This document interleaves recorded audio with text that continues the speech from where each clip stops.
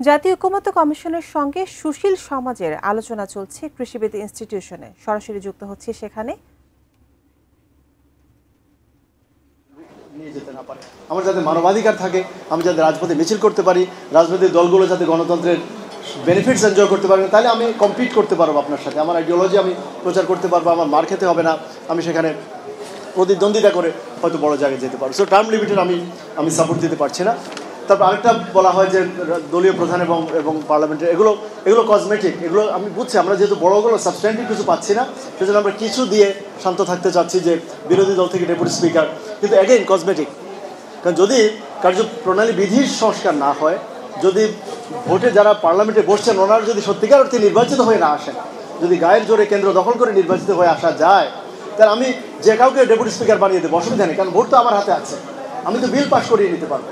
সেই জন্য এগুলো কসমেটিক।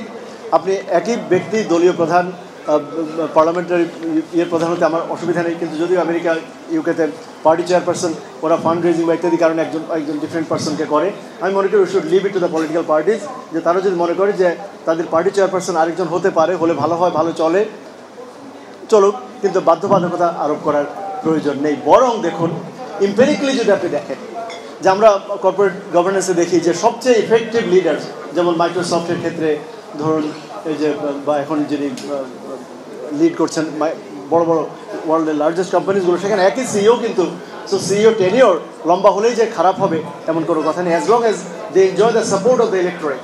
সো এই সাপোর্ট এনজয় করার কথাটা আমার মতে ইম্পর্টেন্ট।